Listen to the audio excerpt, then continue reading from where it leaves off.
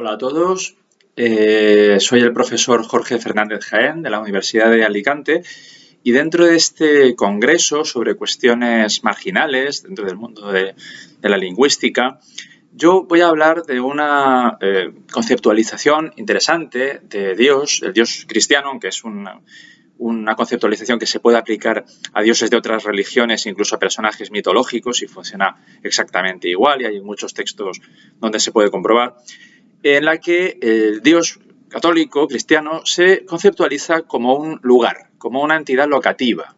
Es decir, estamos hablando de una conceptualización locativa de Dios. Vamos a ver algunos ejemplos de este fenómeno e intentaremos explicar quizá cuál es la motivación que explica que los hablantes de español en ocasiones utilicen este tipo de expresiones.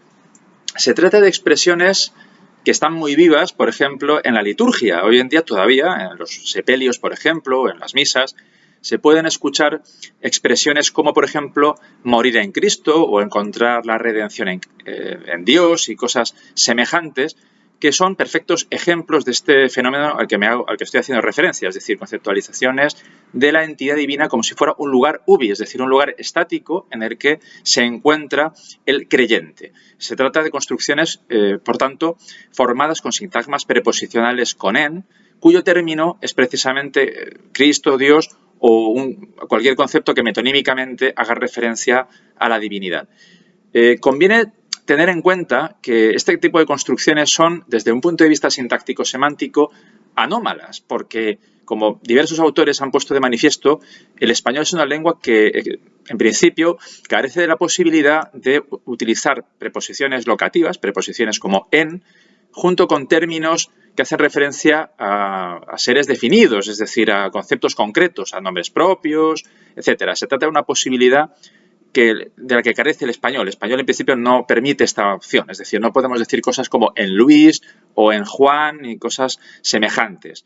Por lo tanto, ¿qué es lo que explica que el creyente, en el ejercicio de su fe, de forma inconsciente, recurra a este tipo de procedimientos? Bueno, vamos a ver algunos ejemplos y trataré de proponer alguna explicación más adelante. El marco teórico en el que me baso para poder presentar este pequeño análisis es el de la lingüística cognitiva, que es una perspectiva teórica que asume que la lengua es inseparable del significado, es decir, la lengua, la gramática y el léxico no se pueden separar del significado abstracto, del significado lingüístico, y al mismo tiempo se trata de una disciplina que considera que el lenguaje funciona por mecanismos de conceptualización, es decir, que el cerebro dispone de una serie de procedimientos mentales que el hablante aprovecha, que utiliza para generar productos lingüísticos. Es decir, los productos lingüísticos no surgen de la nada, sino que surgen de una motivación semántica que tiene que ver con cómo piensa el cerebro, ¿no? Cómo pensamos los seres humanos y cómo reciclamos los conocimientos que tenemos del mundo para generar construcciones, para generar palabras y para generar estructuras. Bueno, vamos a ver. Si pensamos en Dios, en el Dios del paradigma católico, ¿en qué estamos pensando? Si, por ejemplo, preguntásemos a una audiencia de gente, y yo lo he hecho en alguna ocasión hablando de esta cuestión de algún congreso, ¿cómo definirían de forma gráfica a Dios? Probablemente nos dirían que Dios es algo como un hombre blanco, ¿no? Es decir, un señor blanco, un señor mayor, un anciano, probablemente un hombre muy mayor, de hecho, un hombre barbudo, con una espesa barba blanca, muy tupida. Es un hombre que viste una especie de túnica romana, ¿verdad? O algo parecido, es decir, tiene un aspecto pues así antiguo. Y desde el punto de vista de su ubicación, es un hombre que está en el cielo o en una nube, es decir, ubicado en algún lugar elevado. Claro, este dibujo que acabo de presentar del Dios católico y que hemos visto muchas veces en películas o la propia iconografía occidental, no es más que lo que George Lakoff llama un modelo cognitivo idealizado, es decir, es un arquetipo cultural.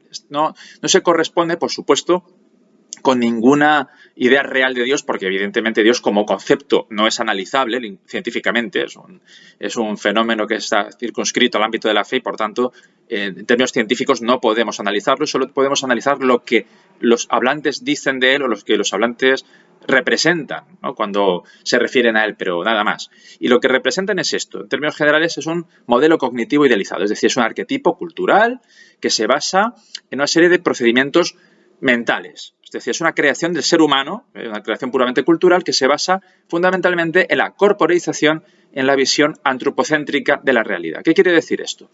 La lingüística cognitiva considera que el pensamiento está incorporado o corporizado, es decir, a los seres humanos nos cuesta pensar en conceptos abstractos de una forma que no sea corpórea, es decir, tendemos a transferir una cierta corporeidad, una cierta carnalidad a los conceptos, y lo hacemos porque nos cuesta sencillamente pensar en los conceptos abstractos. Por eso solemos utilizar conceptos físicos y muy reconocibles y muy corpóreos para, a partir de ellos, crear conceptos más abstractos.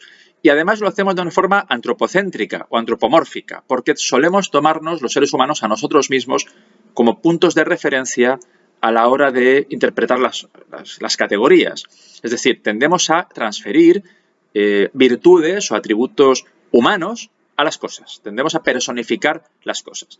Dios en este sentido no es una excepción, es decir, como no es accesible la entidad divina a la experiencia sensorial, nos lo imaginamos, nos lo inventamos y lo hacemos utilizando lo que sabemos de nosotros mismos. Es decir, al final lo que hacemos es transferir el conocimiento que tenemos de nosotros mismos, de nuestro cuerpo, de nuestra conducta, etcétera, y con lo que sabemos de eso creamos de forma más o menos humanizada a los dioses. Y en el mundo católico pues, se ha considerado históricamente en la iconografía, pues eso, que Dios es un hombre mayor, que está en el cielo, etcétera. Pero todo esto no es más que un arquetipo mental que se basa en nuestra cultura y en nuestra corporización y en nuestro antropomorfismo.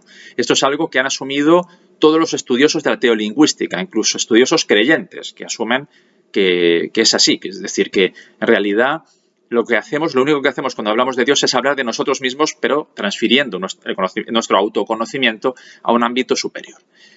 No obstante, hay que decir, y la literatura científica disponible así lo atestigua, que hay muchas variaciones a la hora de conceptualizar a Dios. Es decir, no solamente hablamos de ese hombre así en general, sino que a veces somos más precisos y concretamos. De este modo, por ejemplo, en la Biblia, Dios es conceptualizado de muchas formas diferentes. Por ejemplo, a veces aparece como un pastor, es decir, como quien guía al ganado, que son los creyentes. En otras ocasiones es un juez, es el que dicta las leyes en el sentido religioso, es decir, el que dictamina qué se puede hacer, qué es lo que no se puede hacer, qué es lo que es pecado, etcétera. Otra conceptualización también muy habitual es la del Padre. Dios es como el Padre, es quien nos protege, quien nos cuida, etcétera. E incluso hay conceptualizaciones no antropomórficas. Por ejemplo, a veces Dios aparece como luz, como una entidad luminosa. En otras ocasiones aparece como rocas, piedras, perlas, figuras preciosas, objetos valiosos, a veces como entidades femeninas. El Dios cristiano también aparece en ocasiones conceptualizado como una mujer. En fin, existen muchas posibilidades. De entre todas estas posibilidades, como indicaba, voy a destacar la conceptualización locativa, que es la que más me interesa precisamente por su carácter marginal o extraño, ¿no? Es decir, estas construcciones en las que Dios se conceptualiza como un lugar estático, como un lugar ubi, como un lugar construido con la preposición en. A continuación voy a mencionar algunos ejemplos que proceden todos ellos del teatro medieval español, que es el corpus de textos que he estudiado para una investigación que estoy realizando y que, bueno, son textos en los que me he encontrado bastantes ejemplos de esta conceptualización locativa y además con cierta variedad. He seleccionado 7 ejemplos para comentarles, para que se hagan un poco una idea de cómo se implementa esta conceptualización locativa en el uso lingüístico real. Por ejemplo, en uno de los textos leemos: y en ti, mi Salvador, mi espíritu florece. Es decir, en ti. Estamos hablando de una conceptualización locativa en la que el Dios es conceptualizado como un lugar en el que el espíritu florece, es decir, como un lugar en el que el espíritu del creyente puede crecer, puede mejorar, puede aumentar en tamaño, puede, digamos, ir a más, ir hacia arriba.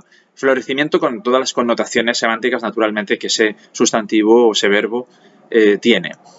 Otro ejemplo es, en otra obra encontramos un ejemplo que dice: yo soy aquel que dormí en el regazo sagrado. Aquí vemos un matiz salvífico, matiz de protección, el regazo sagrado que metonímicamente hace referencia a Dios y donde uno duerme placenteramente porque sabe que está protegido, porque sabe que está arropado por la divinidad.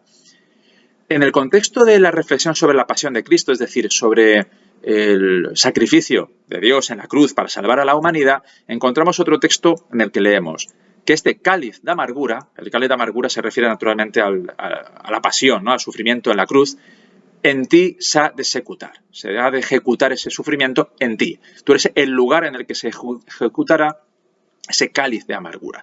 De nuevo, una conceptualización de lugar. O también, por ejemplo, Dios es el lugar en el que son castigados quienes se comportan de una forma inadecuada, ¿no? Leemos en otro texto, sean castigados en Él. Este pronombre en mayúscula, como es propio en los textos medievales, para hacer referencia con respeto, ¿no?, a la entidad divina. Se suele escribir siempre la primera letra en mayúscula, sea Él, sea aquel, ese demostrativo. Siempre la primera letra suele aparecer en mayúscula para incidir, digamos, en ese carácter superior de la divinidad. Pues bien, los malos, los pecadores, son castigados en Él. Fíjense ustedes que Dios es el lugar también, no solo de la paz y del sosiego, sino del castigo. O, por ejemplo, en otro texto leemos, en la su piedad espero que muy presto volveremos. Se refiere el texto en este caso al regreso, ¿no?, en el viaje a Egipto, ¿no?, al regreso a la tierra prometida y demás, en el contexto bíblico. Bueno, pues los creyentes esperan en la piedad que se refiere naturalmente a la piedad de Dios, que es el lugar en el que se produce esa espera. En otro texto leemos, y después contemplaremos en nuestro santo Mesías. El Mesías es también un lugar de contemplación. Es el lugar desde el que se puede contemplar lo que sea. De nuevo, una visión estática en la que el Mesías, el Dios, se conceptualiza como un lugar. O por último, otro ejemplo que hemos encontrado es el siguiente. Después que topé contigo, solo en Dios hallo favores. Hay un momento de deslumbramiento en el que una persona empieza a manifestar una fe particularmente intensa y a partir de ese momento Dios es el lugar en el que se encuentran todos los favores, todas las cosas positivas. De nuevo, una visión locativa de la entidad divina.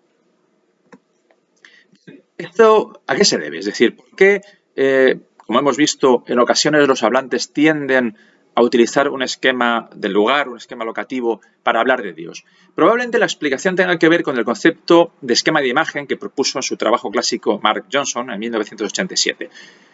Los esquemas de imagen son conceptos como trayectorias, caminos, barreras, círculos, cosas, digamos, caminos que hacen referencia a ciclos. Todo lo que tiene que ver con nuestra experiencia en el espacio. Los seres humanos, gracias a nuestra experiencia física con el espacio, nuestra experiencia somática, aprendemos que hay espacios físicos que nos imponen una serie de limitaciones y que hay espacios físicos que se comportan pues como trayectorias, como lugares que nos conducen de un lugar a otro, etc. Todo ese imaginario que obedece pues al conocimiento más físico de la realidad, fuerza de la gravedad, la solidez de las barreras que impiden pasar por ciertos lugares, etc. Todo ese conocimiento, experiencia, se traduce en lo que se llaman los esquemas de imagen, que son esquemas que nos permiten interpretar la realidad en términos físicos, en términos espaciales.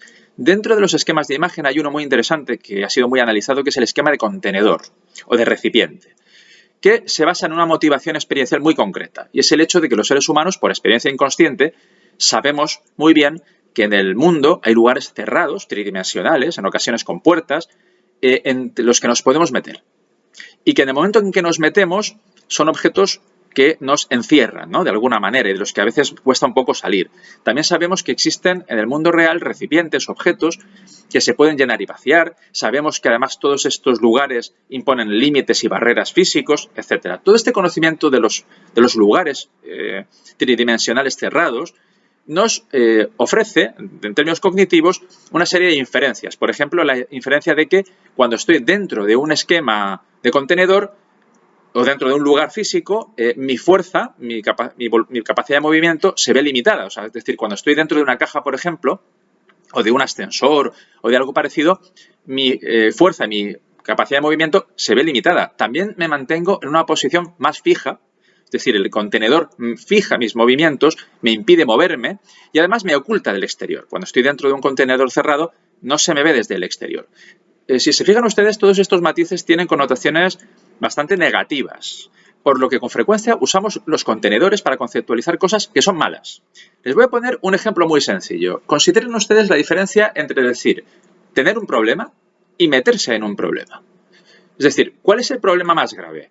¿El de tener un problema, el problema que se tiene, o el problema en el que uno se mete? Cuando conceptualizo el problema como un objeto que poseo, que tengo, se trata de un problema más pequeño, de un problema controlable, manipulable, y por lo tanto yo controlo el problema no me controla a mí. Sin embargo, cuando me meto en un problema, el problema me envuelve a mí y gracias a la información experiencial que tenemos por el contacto con el mundo, sabemos que ese problema me va a fijar, me va a limitar mi fuerza, me va a mantener oculto, es decir, cuestiones negativas. Por eso cuando uno se mete en un problema se entiende que el problema es más grave. De hecho, por eso decimos en español algo como Juan se ha metido en una hipoteca. No decimos que ha contratado una hipoteca simplemente, decimos que se ha metido, porque en el momento en que te metes en una hipoteca, que es algo a muy largo plazo, va a costar que salgas de ella. Por eso es útil el concepto de contenedor para ese tipo de cuestiones. La cuestión es, ¿por qué este esquema de contenedor también es útil para conceptualizar a Dios? Pues probablemente porque los hablantes tienden a focalizar también una de las ideas que estableció en su momento Johnson, que no es negativa, sino que es de naturaleza positiva y que tiene que ver con el hecho de que dentro de un contenedor el hablante, el creyente, en este caso, está a salvo de las fuerzas externas. Es decir, el hecho de estar dentro de un lugar cerrado, sí, te limitan los movimientos, te limita la fuerza, pero al mismo tiempo te protege. Es un lugar en el que estás protegido. Por lo tanto, el creyente, en su búsqueda de esa protección divina, tiende a conceptualizar inconscientemente a Dios como un lugar cerrado porque es un lugar seguro y protector. Es decir, Dios se concibe, por tanto, como un espacio de salvación, como un espacio de protección, de serenidad, donde uno está a salvo del resto del mundo que queda fuera del ámbito espacial que supone Dios. Yo creo que es por este motivo, precisamente, por lo que la conceptualización locativa en español ha sido relativamente productiva, porque hace referencia a, digamos, una idea de Dios protectora, tomando como referencia a un esquema de imagen que típicamente se asocia a sitios donde uno está escondido, donde uno está resguardado del exterior y que por tanto está protegido de las inclemencias metafóricas del exterior. En definitiva, señores, después de este breve comentario, que solo pretendía mostrar una pequeña curiosidad del español, vemos que Dios, en nuestra cultura, no es solo una entidad humanizada, que es lo más habitual, lo más prototípico, ¿no?, en general, sino que también admite otras configuraciones más periféricas o marginales, como puede ser, por ejemplo, la locativa. Y esto, en última instancia, lo que demuestra es que los conceptos, incluso los conceptos religiosos, que son los más abstractos que se pueden concebir, tienden a conceptualizarse de la manera más adecuada para satisfacer las necesidades expresivas de los hablantes. En el caso que nos ha ocupado en esta breve charla, la conceptualización locativa es operativa porque pone en juego esa idea de protección que, gracias al esquema de recipiente, podemos activar de manera inmediata, sin necesidad de mayores especificaciones. Y eso hace que esa conceptualización, para ciertos usos lingüísticos, al hablar de Dios, sea útil. Esto era todo lo que quería comentarles y solo me resta expresarles mi agradecimiento por su atención. Muchas gracias.